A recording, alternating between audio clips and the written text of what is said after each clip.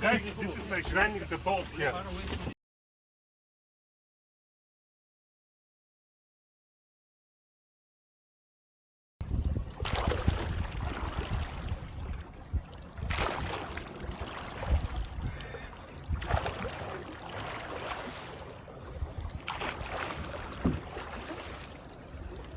No grog allowed and rotten grub, and it's time for us to leave her. Leave her, Johnny, leave her. Leave her, Johnny, leave her. For the voyage is long and the winds don't blow, and it's time for us to leave her. We swear by road for want of more. Leave her, Johnny, leave her. But now we're through, so we'll go on shore, and it's time for us to leave her. Every night prima Lucemane, eu me leva, eu me leva, eu me leva, prima Lucemane. Ah, come on. Inshallah. Look at her. No, this is not right. No, look at her. Hey! Row! Row! Melanie! She doesn't wait. Melanie! Wait! Melanie! Wait! Melanie! Wait!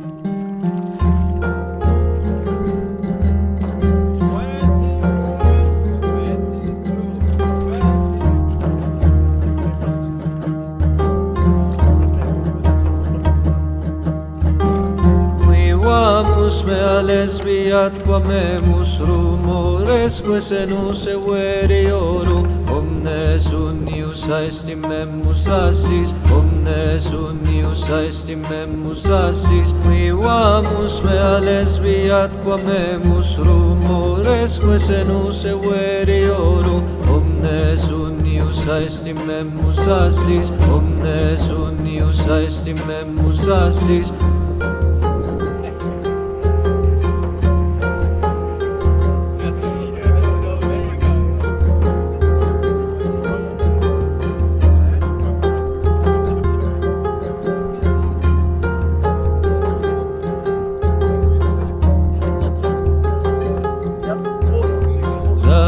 Basia mille dende centum de mill'altera de secunda centum dendus qualtera mille dende centum dami basia mille dende centum de mill'altera de secunda centum dendus qualtera mille dende centum encum millia multa fecerimus encum millia multa fecerimus dami basia mille dende centum de mill'altera de secunda centum dendus qualtera mille dende centum dami basia mille dende centum de mill'altera de secunda centum dendus qualtera mille dende centum encum millia multa fecerimus encum millia multa fecerimus.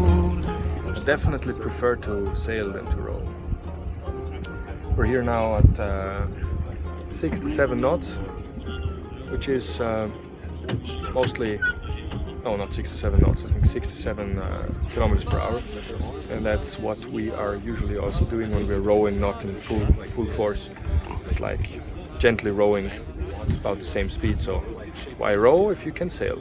I think the sail could be a bit bigger, to be honest, but we're all surprised that even with that size we're still getting that speed, and there's not a lot of wind, just sufficiently. The stream is helping as well, and that's a very pleasant way of traveling in those areas. Definitely more pleasant than the march I did last year.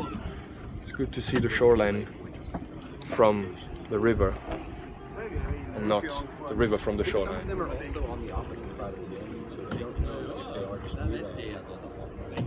Look at those glorious Roman lands. the edge of the empire, still glorious. And nobody's going to stop you unless the barbarians all come and ask.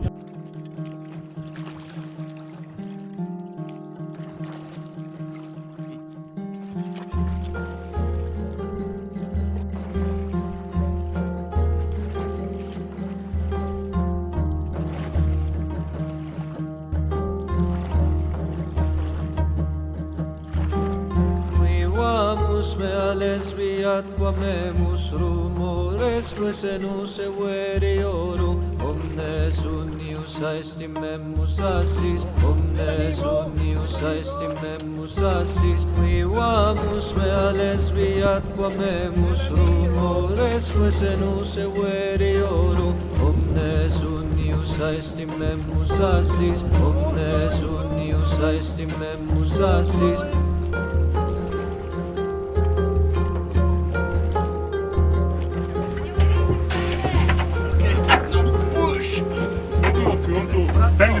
Man, it's not going. Yeah, push. It's good. Yeah, you can push it. It may work. Yeah. I think it's really difficult to bend. I don't think it's good. Oh yes. You're not right, but No, just put the fender here. Careful now. Guys, this is like grinding the bolt here. Push it a bit further. Push it, scratching the bolt and it destroyed it almost. So like this we can just... we go a little forward, then the fender is good, yeah? Yeah. We go a little forward.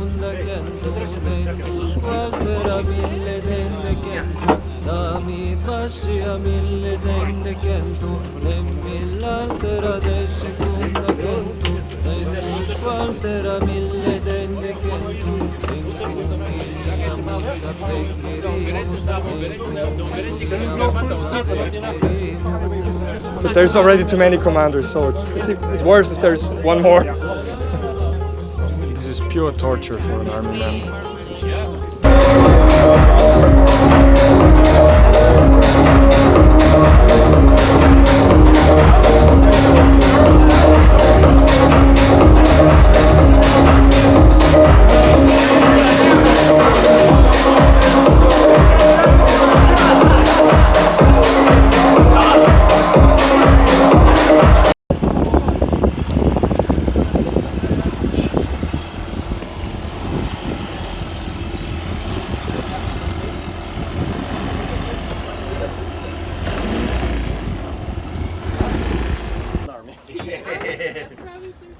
Wie lang ist die überhaupt?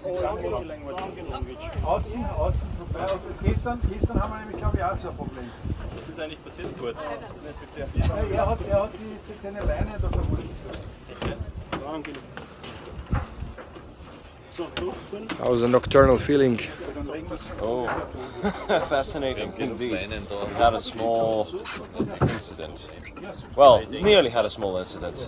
If we actually had rowed ourselves, I believe it would have been better, but oh well. Not the captain, not my orders.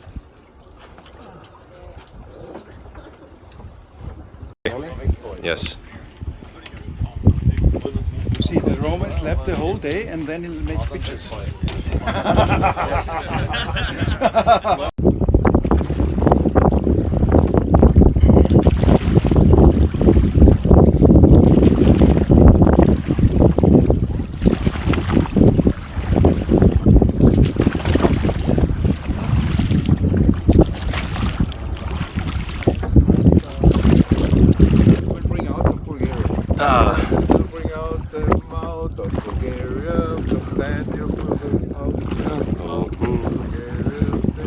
I'm still rowing.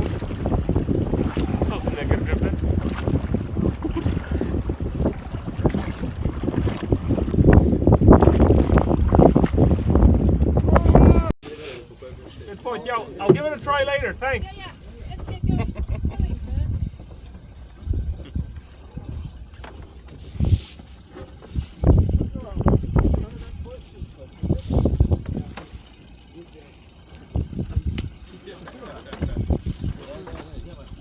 weather is perfect for now.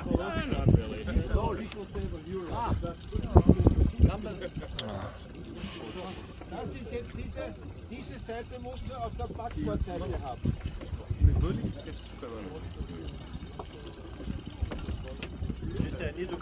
Das ist Backbord, das ist Backbord. Ja, okay.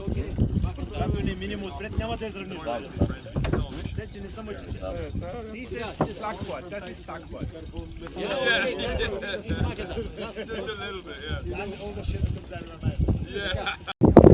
Right, so I just put on something a bit experimental. I have here sort of tunic, jacket sewn together from goat leather, various parts.